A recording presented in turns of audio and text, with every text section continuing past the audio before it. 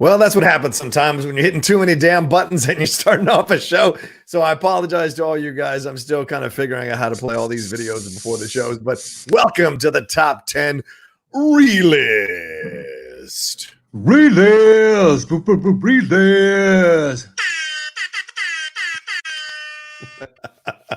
There you go. All right. Well, let's get into this thing. I'm excited to talk about this one. This is such an unusual topic, Matt. But first, let's talk about how this all came about. Like, who are the people involved today? Who are the patrons that are contributing to our relist today? Our relist is put together by Chris Alexakos, who does all the legwork on this, and we thank him so much for everything that he helps us do with all the Patreon content. So again, to Mr. Christos Alexakos. Yeah. So the way it works is the first patron chooses the topic, and then the next two patrons submit their lists. And the three patrons that we have is, what is this? Billy Williams. He selected the topic. Yes. Yeah. I've never seen Williams before. It's like Williams almost, but Gwill, G-U.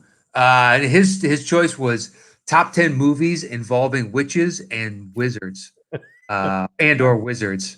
Which is such a unique topic. Yeah, I know it's a topic close to your heart. You know a lot about witches and wizards, so yeah, can't wait to get into this one. Well, do you want to tell people about your coven? Yeah, right. I'm gonna get it's right in the back over there. It's right off camera. I just have him sitting in the corner over there, the coven. I just pull out my Harry Potter wand and do it. Exactly. If anybody knows wizards, it's you, my friend. No, I'm just saying, yeah, it's not your thing. This is not where you would normally pick a topic. I certainly do know about the witches and wizards from Harry Potter, but that's pretty much it. So this is going to be interesting for sure. Oh, and the Lord of the Rings stuff. So it'll be fascinating to see what comes up on these people's lists. Because, of course, we don't look at, and Williams gave us the topic, but two other people submitted their list, two other patrons submitted their list. We don't look at these lists before we read them on the air, so that it has that vibe of our actual show as well. So this week, the two lists are from Keith Fitzgerald and J. Scotty Sinclair. So these look a bit verbose, so we're going to have some things to read for sure, counting down these lists. So who do you want to take? I think I took the top one last time, so why don't you take the top one, which is Keith's? Okay. Do J. Scotty's. All right. Keith Fitzgerald, let's start there. Hey, Matt and John, thank you for selecting me. It's an honor. Here's my list. I purposefully left off the Harry Potter franchise and the Lord of the Rings. Wow. As they have been in numerous lists in the past. So without further ado, here is my list. Number 10, The Sorcerer's Apprentice. Let me look. No. All right. He said Mickey Mouse is a hard act to follow, but that's not stopping Nicolas Cage from doing his best in this Disney-approved reimagining of Fantasia's most famous segment. Oh, I didn't know that. I didn't know it was the Nicolas Cage. I didn't know they were doing that one. Oh, wow. I don't remember. I actually enjoyed the movie. Yeah, it wasn't too bad, actually. For a Nicolas Cage vehicle with this kind of thing, it could easily have been like what was that other one? The Seventh Witcher or whatever it was called. Yeah, I know what you're talking about. I tried watching that, and I actually, all his bad movies, by and large, like The Knowing. Oh, yeah. Fine. Or, where he rattled off like 10 of those in 5 years. Right. A lot of them. And you're like, it's entertaining, It's It's He's better not bad. People's crap. I don't watch Bruce Willis's versions of those. I wouldn't watch them either. Yeah. No, but I watch Nick Cage's. I don't know the distinction. I think he understands what movie he's in. He knows how to take it seriously and not take it seriously at the same time. Bruce phones it in. At least Nick is trying. Oh yeah. Bruce phones it in big time. I haven't seen this one actually. I mean, I saw this one actually, and I didn't think it was that bad of a as like you, Matt. I didn't think it was that bad of a film. I thought Jay Baruchel was cool in the movie as well. I don't know if they did a variation of him carrying, the buckets of water and stuff like that. I don't remember that. So anyway, all right. The number 6. Sorry, y'all. It's morning here and Saturday, so my throat's a little. The Dark Crystal. Be the 9? 9. Dark Crystal. The Dark Crystal. Let me see. Nope, not on my list. All right, he says it's predictable. You know the quest right up front, but it's also a wonderful fantasy movie to get wrapped up in. Do you remember The Dark Crystal? Yeah, I remember I was talking to Wendy about it. She was getting one of those. What are they called? Maquettes. Those. Oh yeah. Taller statue things. And I was like, wow, is the new show any good? Because I remember I saw it in the theater, uh, Mhm. and I was depressed as a kid walking out. So I Yeah. didn't like it. And I don't know if they'd be any different now as an adult, but I heard the show was good. I never Yeah. watched it just because I don't know. It's one of Henson's that just it didn't grab me as a kid. It made me sad. Right, right. Understood. Yeah, it's not one of the ones that I'd come back to either. I remember seeing it in theater myself, and it was just like I thought the beginning with that stuff was really interesting, but then the kind of the a little bit of the not live action. What do you want to say? The kind of the puppetry of it all, just kind of I never felt connected to the puppetry of it Yeah, all. I And didn't like then the two mains.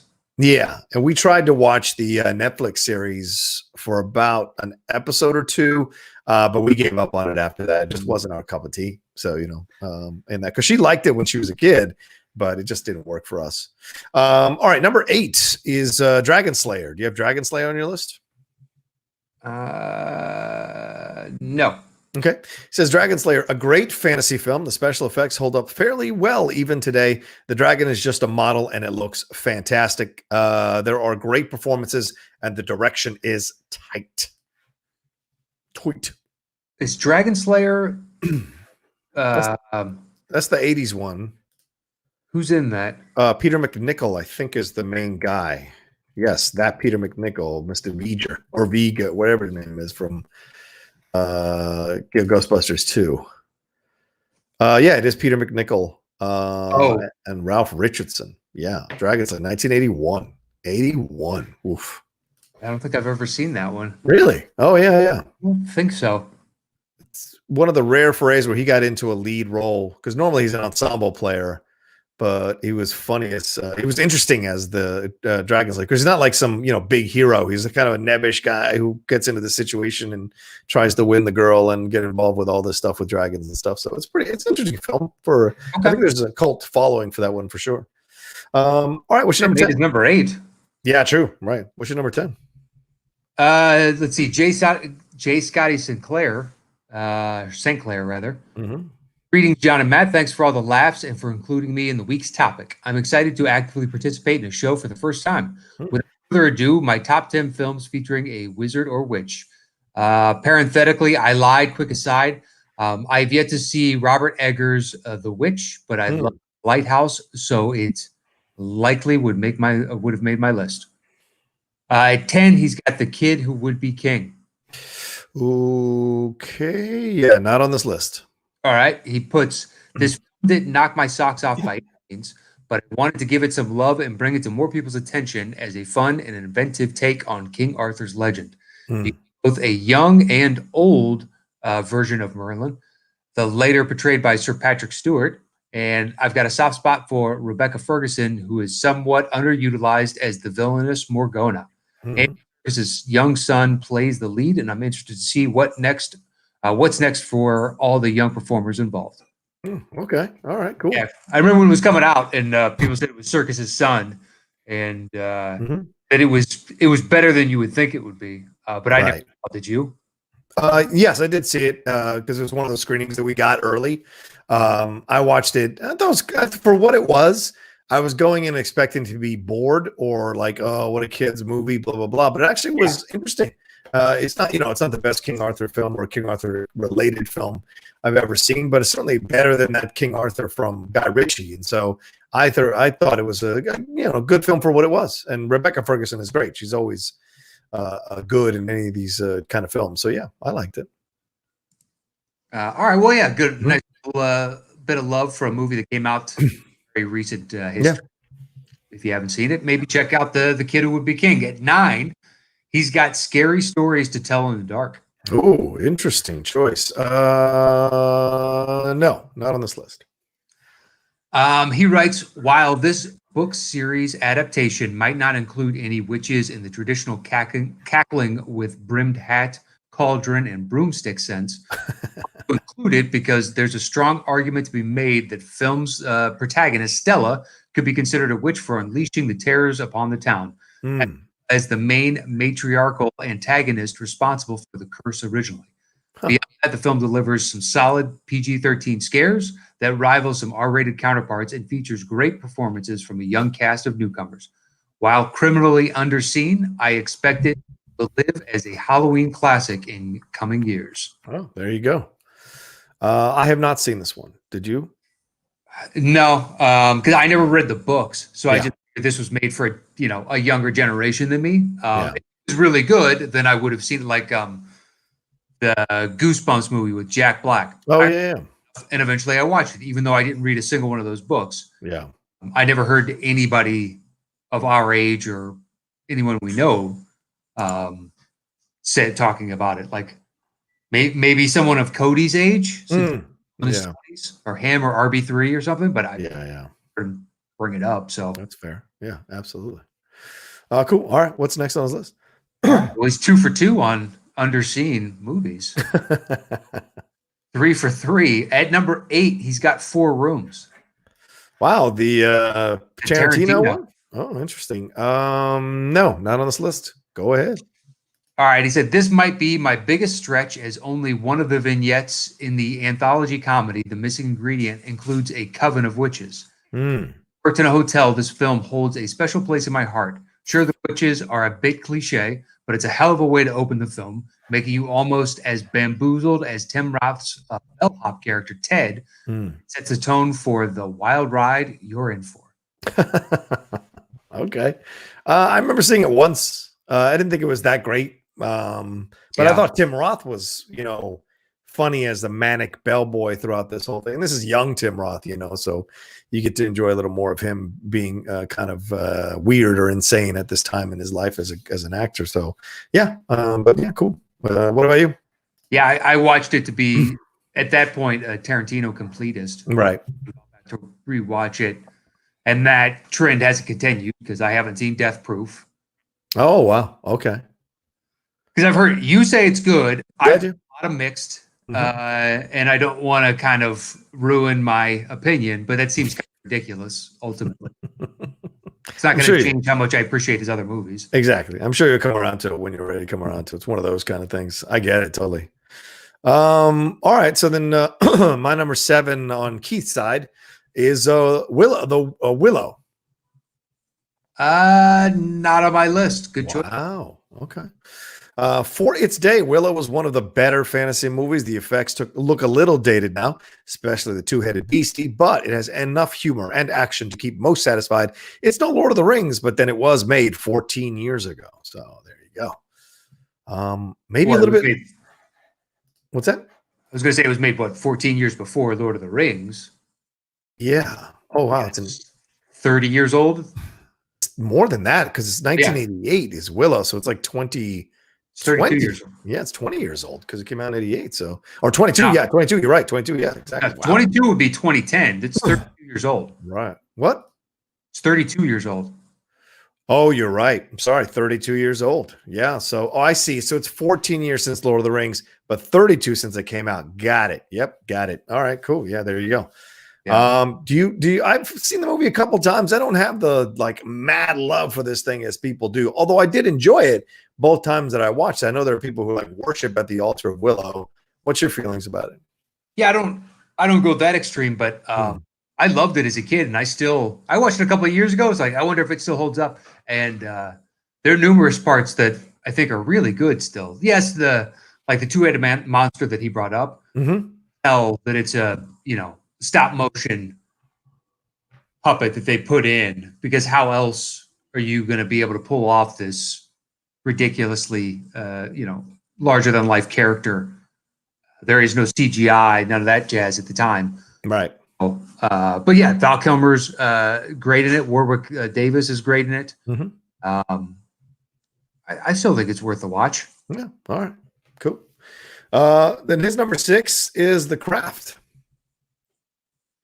Not on my list. Oh man. Craft. This is going to be a fun thing to put together. The Craft, it says teenage witches, cheesy but entertaining. Well, there you go. Succinct and to the point. I've never seen The Craft. Have you ever seen The Craft? Yeah, I thought it was not good. Okay. I mean, it was like part of that emo, what was it, like 4 or 5 years after The Crow? Yeah. But it's almost in the tail end of the 90s grunge era type of thing. And it just felt like a cheap grab. I know people like it better than that. But I saw it and I was like, this is, I don't know. Yeah, I rolled my eyes at it and be like, this isn't for me. I got it. Yeah, understood. Yeah. All right. So what's your number 7? 7 is Monty Python and the Holy Grail. Wow, great choice. Not on this list. On what's left of this list. Wow, that's a good choice. He puts, I regularly quote, "She made a mute." The witch scene in this film is almost as iconic as the film itself, lampooning the beliefs of the medieval world and Arthurian legend at large, and more heavily. Mm-hmm. The film is perfect as is, but I can't help ask myself as I prepare this list, what kept them from including a Merlin or a Merlin-type character? A wizard and witch together would have moved it up at least a spot or two in regard to this list.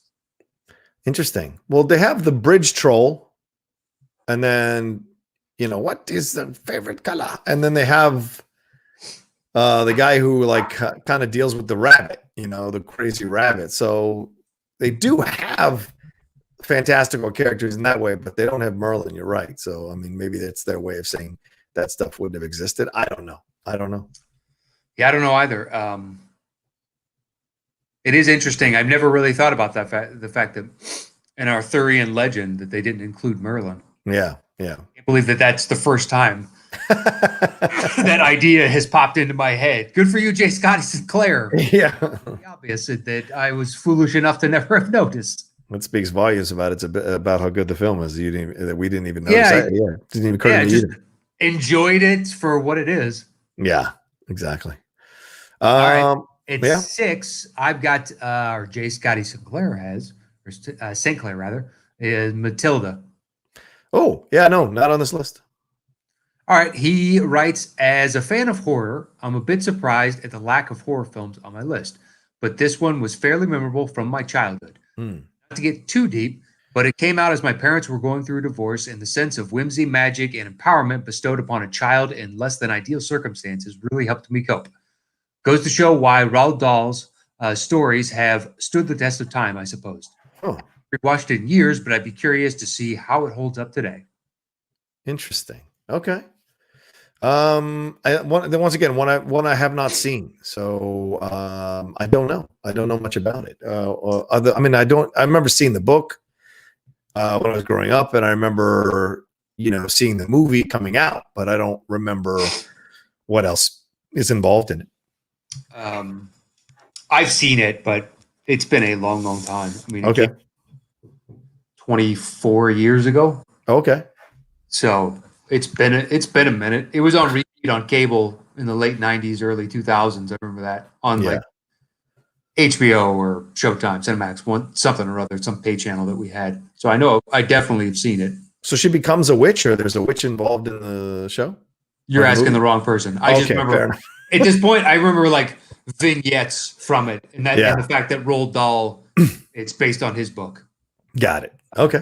Cool. Danny DeVito, like during it, was super sweet to the young girl. Yeah. Like I think her parents were. I think her mom was going through, was like dying or something, and he basically take care of her, something along those lines. Right. Just to prove how man, he seems like a good guy. Just like, you know what? He might actually just be a good guy. Okay. We'll jump into the top half of the list now. Number 5 for Keith is Doctor Strange. Not on my list. Wow, he is a wizard. This movie had spectacular visuals and awesome acting. It has you thinking internally about yourself and finding your true self. Yeah, I'm not going to deny that. It's one of my favorite MCU films. Is he a wizard? Yeah, he's a of the dark arts. Yeah. They calls himself like a mystical wizard of the dark arts. I don't think he calls himself anything. Makes fun of him. He calls him the magician, the Bleecker Street magician or whatever it is. Yeah. What would you call him?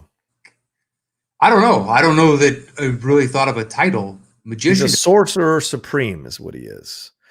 Okay.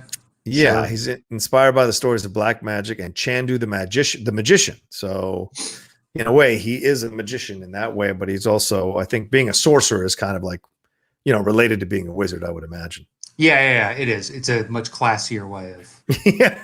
So I'm not a janitor. I'm a custodial engineer. Please, let's make that exactly. You Yeah. just classing it up a little bit. Yeah, no, I mean Doctor Strange is fantastic. It's one of my favorite MCUs as well. I think Yep. if we got to do another origin story, it makes sense you have to do it for a character like that whose powers are so utterly different from everybody else's. But it's a cool introduction to a world that you've never really seen. Yep. Agreed. The Inception, like being able to warp the world around you. Mm-hmm. Yeah, super interesting, really well done, and Cumberbatch was a great choice. He was. I What's don't your think number? you can hear it in the background. Can you What's hear that? that in the back? Oh, The yeah. door is open. Yeah, I totally can. Oh, you No, can? yeah, of course. Yeah, but not a big deal. It's not a big deal. Okay, well, she's Catherine shut the door. It's fine. Yeah, no worries. What's your 5? What's over Jay Scotty's 5?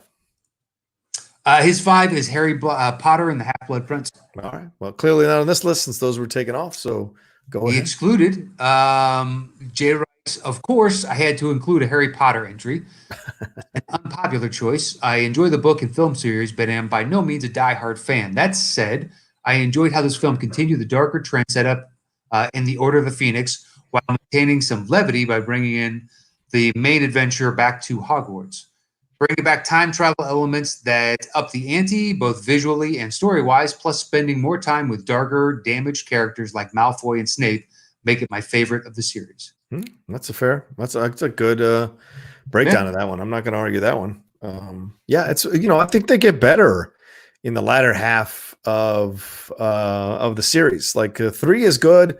4, I'm not a big fan of, but then it starts to kind of pick up with this Order of the Phoenix and Half-Blood Prince and then Deathly Hallows 1 and 2. I think those are enjoyable movies to watch, and they have a darkness to them and a maturity to them that matches them getting older. So I like those movies for what they were. I rarely see the first 2 ever, if ever. So yeah, I'd never go back to watch Sorcerers or Philosophers, depending on which country you're in. Right.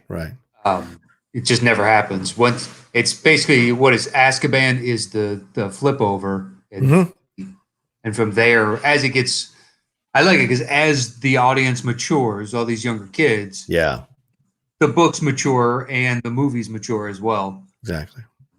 Yeah, I agree. Once it starts going darker, and you bring it in, they do a nice balance between the levity. Yeah, surprisingly so. All right, his number 4, Keith's number 4 is The Chronicles of Narnia. Just, I guess, the entire thing. Wow, we are never going to have any kind of over here. Go ahead. I don't think so. Keith says a beautiful adaptation of the beloved series. Not only is it beautiful in the sense of the filming, but the message it portrays is equally as beautiful. It is a beautiful depiction of family and the vast love the father has for his children. It is a masterpiece in and of itself. Oh, wow. Strong words to call that one a masterpiece. Masterpiece seems strong. Yeah. I mean, he used beautiful 4 times. So I got to give him props for his emotion about the film. But I will say that I don't think it's a masterpiece, but it's certainly a good adaptation of the book for sure. Sadly, the other ones didn't quite match the quality that the first one had. I think I only saw the second one. Oh, okay. No, I saw the first one. I'm saying of the following. Oh, gotcha. Okay, yeah. So the second one, I liked the first one. It was fun. Yeah. But it wasn't. I mean, I knew it did well enough to where the series would continue, and they have promised early on, like, okay, maybe they continue to grow this, and then the next one I was just kind of underwhelmed by, so I didn't really care if it continued or not. But I'll reboot this eventually. So sure, down the road, I can't imagine we'll have this again. Yeah, for sure. All right, what's your number 4 or Jay Scotty's 4? Jay Scotty's 4 is The Princess Bride. Oh, nice choice. Not on this list for some strange reason. All right. He writes, Billy Crystal's Miracle Max might not get the most screen time in this timeless classic, but his character plays a pivotal role. The quest, landscape, obstacles, and general aesthetic are evocative of the medieval fantasy fairy tale world. Comes to mind when I think wizards and witches, and thus is very deserving of a spot on this list. Yeah. I would have to say I agree. I think that film is just a classic, and so on so many levels. And Miracle Max is absolutely pivotal, right? I mean, because the whole second half of the movie doesn't happen if he doesn't bring what's his face back to life. So, yeah, great choice. I guess I never really thought of him as a wizard before. Well, I don't know, like an alchemist or something. he's performing miracles, right? So wouldn't that lend itself to some sort of magic or some sort of? If it's a miracle, it'll be more religious. Ooh, But he's not a priest or yeah, any kind of clerical individual. yeah. And just like Merlin before, I guess I never really thought of what Billy Crystal's role was meant to signify within that world. Yeah. But it works as wizard, sure. I mean, he's also like he's made mechanical contraptions to help him Right. realize this. Right.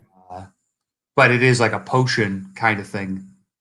Yeah, he served at because he served at the hand of the king. It's almost like in the Prince of Egypt, the animated film, those the Steve Martin short characters for Ramses. It seems like that's the kind of role he played, like a bit of a magician or a wizard or a potion maker, things of that nature. So yeah.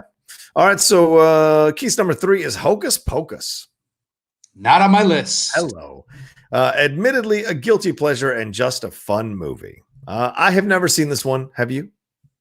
Yeah, it's good. I totally get why a younger generation, it's easily their go-to Halloween movie and whatnot. If I was, the prime age, because I want to say this came out like 94, 92. 94 is my first guess. 92 is my second guess. You looking it up? Yeah, let's take a look. Sorry about that. 93. Wow, right in the middle there. Damn it. Do they do ballpark in Can you ballpark? I'll take ballpark, Christian. And you just got to get within 1 year? That'd be fun. You get like half a point. I think that's a more reasonable. Sure. Landed on specifically. Ballpark. Landed on ballpark. All right. Yeah, but Hocus Pocus, like, okay. If you ever see it, you'll understand why there's a generation of people that think it's the best. Yeah. I know there are a lot of people talk about it. Yeah. It's a lot of fun. Great casting, and it's a story that resonates with a generation. And probably once they show their kids, it will continue on. Thereafter. Yeah. Cool. All right. What's your number 3? My 3 is The Wizard of Oz. Ooh, not on this list. Wow. We're not going to have over. Wizard is literally in the title, and it's not on this list. Exactly. He writes, tough not to include this as my number 1. Criteria of Wizard or Witch. Wizard of Oz features 2 of the most memorable, and the titular wizard, of course, and the Wicked Witch of the West, a villain that has frightened generations. Beyond the legacy and impact of the film, it's incredibly rewatchable, features some catchy tunes, and entertains both adults and children alike. Wow. Okay. Well, bless you. Thank you. Yeah, it should be. If you're going to include a wizard or witch, it's got both. Yeah. And it is an absolute all-timer. Yeah, I don't know what we can say about Wizard of Oz that hasn't been said before. Did you like the sequel? The Return to Oz, that one? Return to Oz? I did not. No, it wasn't my bag. I know there are people who defend it, though. But I just felt like, this feels like they're really trying to recapture something, but still try something new. But none of it is fully working for me. So, yeah. How about you? Yes and no. Like the headless woman and the room full of the heads. I thought that was the coolest thing. It was so scary, but so simple when I was a kid, and had certain aspects. But I didn't like the redesign on certain characters. Threw me off. Okay. Yeah. Like the Roller Boys type of thing. I thought was really stupid. Yeah. But then other aspects of it, I thought were really successful. I was looking forward to it. I saw it in the theater. What about the James Franco? Oh, yeah. I thought that was okay. That's, damn it. Who directed that one again? I don't know. It was him, Rachel Weisz. Sam Raimi. Raimi directed that one. Oh, really? That's a Raimi? Yeah, that is Raimi. I know it was an unusual name to direct that film, but you're right. It's Rachel Weisz. It's it's Michelle Williams. Good pull. I think Zach Braff is the voice of the monkey, and I can't remember who else was in it, but I know there's that older black character actor who's in it as well. But anyway, yeah, I thought it was enjoyable for what it was, but I didn't think it was like, you know, a mind blowing. But it was certainly was enjoyable to watch. There was a nice little magic to it, I think, and the lesson that he's learning, you know, and it makes you like the guy, especially because, like in Wizard of Oz, he's a charlatan. So in this one, you see that there's a reason for why he stayed and what he did, and there was good. So you were only getting a snippet of this guy way at the, you know, older end of his life as opposed to at the beginning. So for that, it served its purpose. Sure. Yeah. All right. So number 2 on this list for Keith is Excalibur. Not on my list. Oh my God. Filled with symbolism, morality, and comedy, it tells a great tale of legend. The moody music score sets the tone and lifts the heart and spirit. No CGI or effects, just good old acting that make moments to treasure. Yeah, I love this. This is my favorite, bar none, of the Arthur stories. And if I was making this list, this would probably be very, very close to the top because you got Merlin. Merlin is such a standout. Nicole Williamson does such a great job with that character. And he's such a standout and so much fun to enjoy. So he's one of the reasons to watch the movie because he adds so much levity while not losing the seriousness of what he's trying to do with Arthur. So it's your favorite Arthur?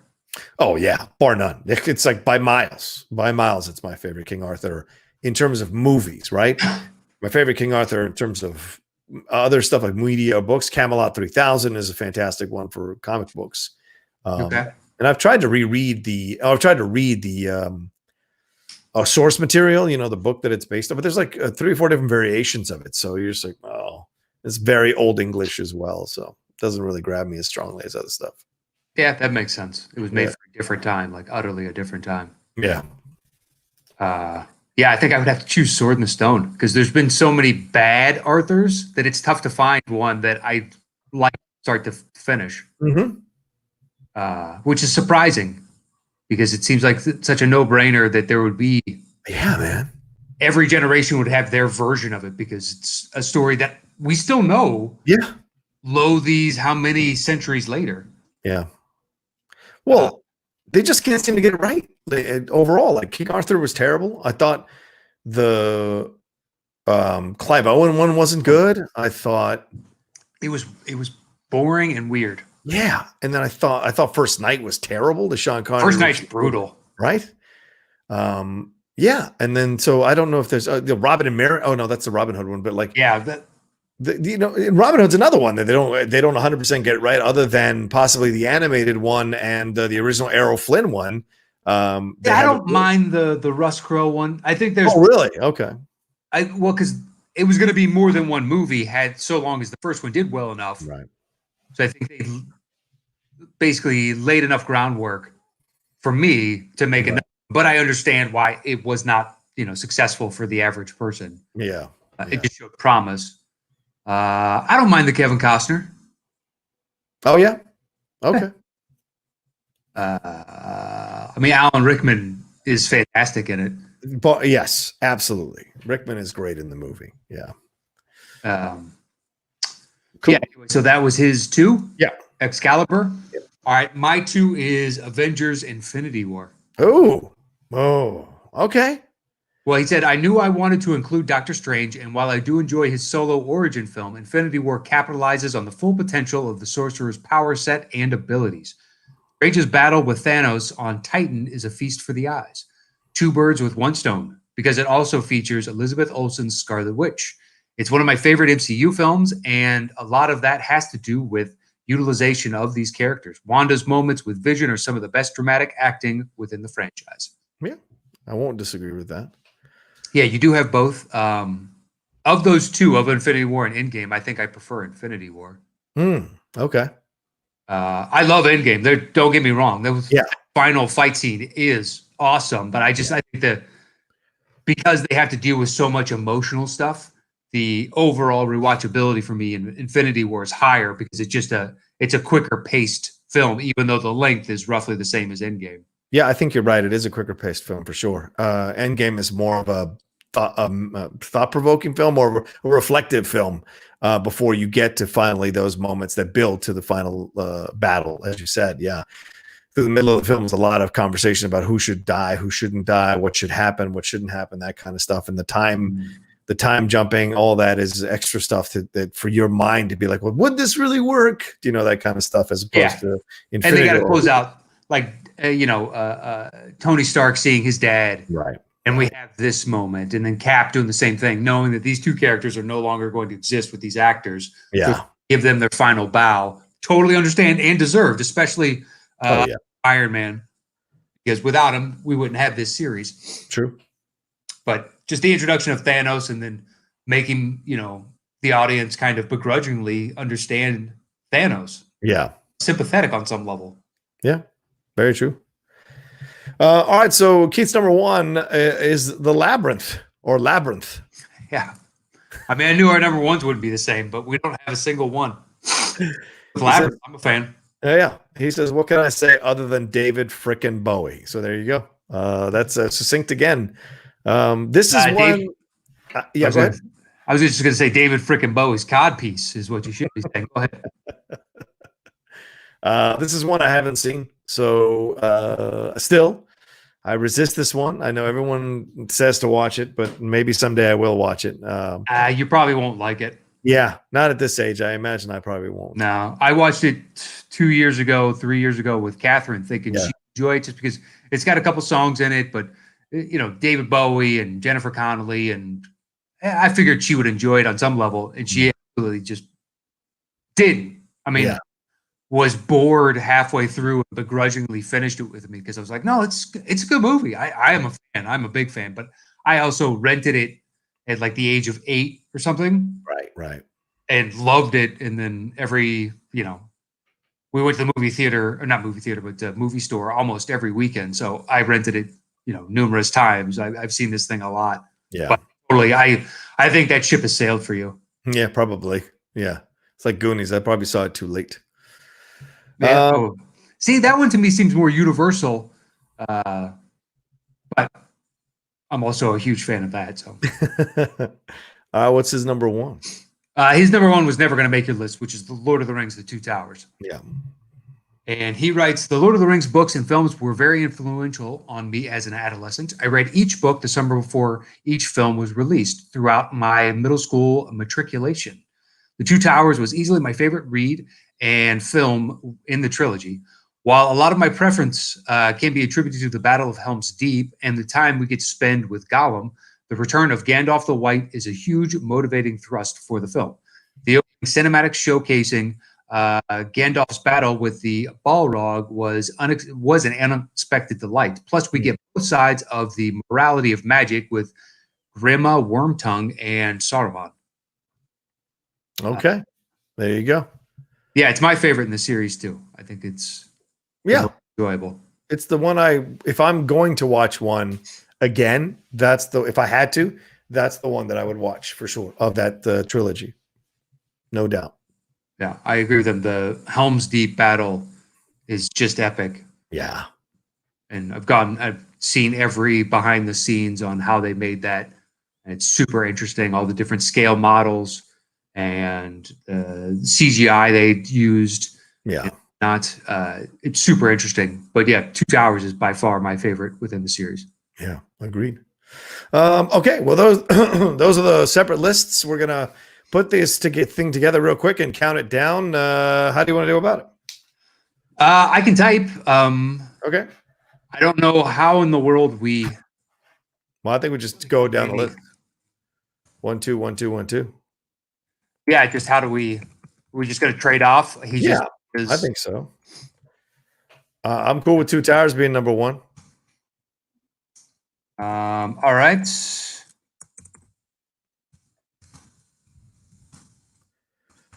Like we said, we can mess around with these lists. So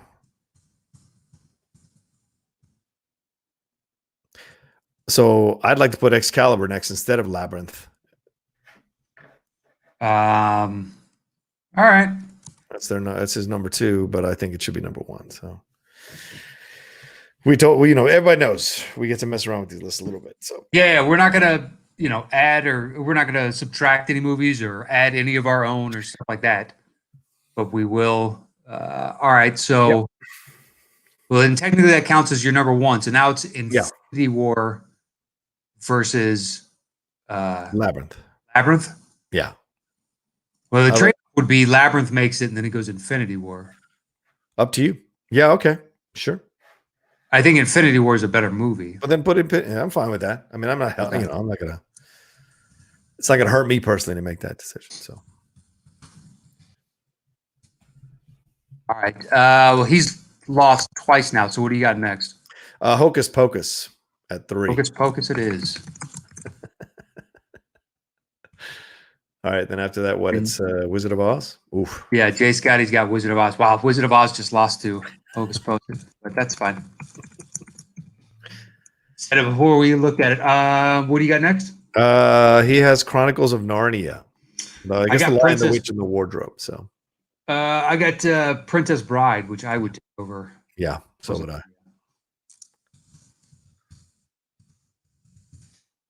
Sorry, Keith. I just what are you gonna do? What do you have next? These are the last two. I think you'll win this one. It's Doctor Strange versus Harry Potter and the Half-Blood Prince. Yeah, I think Doctor Strange should win that one. Yep, I agree. All right, we are good to go. Awesome. All right, here we go. The top 10. Oh, okay. The top 10 movies involving witches and wizards on the re-list. Yeah. At number 10. Harry Potter and the Half-Blood Prince. At number 9. Doctor Strange. At number 8. The Chronicles of Narnia. At number 7. The Princess Bride. At number 6. The Wizard of Oz. At number 5. Hocus Pocus. At number 4. Labyrinth. At number 3. Avengers Infinity War. At number 2. Excalibur. And our number 1 movie involving a witch or a wizard on the re-list is The Lord of the Rings, The Two Towers. Hey, there it is. Awesome. Well, thanks to everybody who participated in this. Patrons, you all know you can be a part of this. And, we read your list down. We put it together just like a mini version of the show. It's our way of saying thank you for supporting the show, giving you an opportunity to be a part of the show, having your lists read, having your words read, and things, and your movies recognized that you think should be talked about. So thank you very much. And of course, thank you to Christos Alexakos, who puts this all together for us every single time we do one of these and does so much more than that for our patrons. So thank you so much on that end. Yeah, him. Our thanks to patrons Billy Williams, Keith Fitzgerald, and Jay Scotty St. Clair. Absolutely. It's awesome that you guys want to support the show and that you wanted to, Jay Scotty was stoked to be part of the relist for the first time. So yeah. And I think that's it this week. If you want to participate in the show, head over to patreon.com/the top 10 with the number 10. And you can join up there and you get all kinds of other bonus content too. You can participate in Topic Thunder we put out. Yeah. And the highest tier, you can choose a topic. So hit us up over there. And our thanks to everybody that supports us and the people that help us behind the scenes. Mike Shea, Joe Ibarra, Chris Alexakos, who we brought up, Matt Hasso and Kristen Smith. Our thanks to all 5 of you. And you can follow me anywhere at Matt Nost. Please check out my other podcast, Embrace the Hate. And that is it for me this week. Yep. You can follow me at The Rocha Says on Twitter and on Instagram. Please come over and subscribe to my YouTube channel, www.youtube.com/John Rocha Says. Look, and if you're listening to us on the podcast feed, go over and subscribe to the Top 10 channel. We've got the Top 10 YouTube feed as well out there. Go and subscribe and get us over on 1,000 subscribers so we can get over that 4,000 hours watch time and maybe find a way to monetize that channel, which would be a lot of fun. So thanks so much for watching this time or listening this time on The Relist. Relist.